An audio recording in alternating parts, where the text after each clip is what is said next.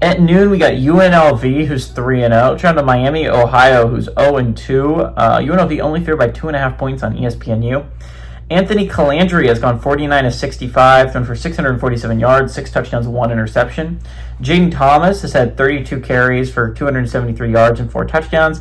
And Jaden Bradley's had 13 catches for 262 yards and a touchdown.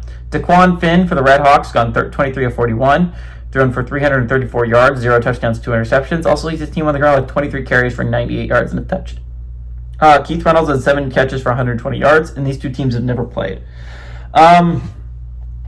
Again, massive game for UNLV. UNLV has put themselves in a pretty good spot, all things considered. When you're talking about the college football playoff picture, they are likely the only team that's still kicking that's not from the American.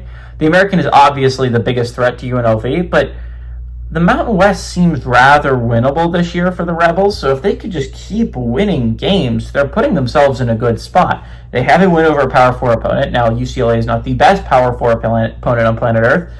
But again, you're looking at the Mountain West. I think it's really interesting because point to a team you think is like going to be competing with UNLV. Because, I mean, like, I don't know who's good in the Mountain West. Do you know who's good in the Mountain West? I mean, unless you're going to say UNLV and you're like, they're undefeated, I don't know who's good in the Mountain West. Maybe New Mexico is like a surprisingly good team. Maybe Boise State is good and they just played a really good USF squad. But, like, I don't know who's good in the Mountain West. So you look at the schedule, you're like, maybe, I don't know, Colorado State might be decent. Who knows? Like, I have no clue who's going to be the big threat to the Rebels in the Mountain West. So if you could go through your out-of-conference without picking up a loss, which looks like UNLV is on the very good path to do, I think that's big. They had a bye week to get ready for this game after they beat UCLA in week 2.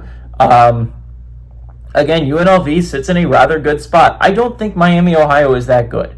I understand that their defenses look pretty competent against 2 pretty good offenses in Rutgers and Wisconsin, but Wisconsin's offense is not competent. But again, Miami, Ohio did like really eliminate that offense with their defense. But I think it's going to be really, really interesting. This game is very important to the college football playoff picture. When you talk about the big threat in the American, if UNLV loses, I can almost guarantee the team that's going to be coming through the college football playoff will probably be from the American.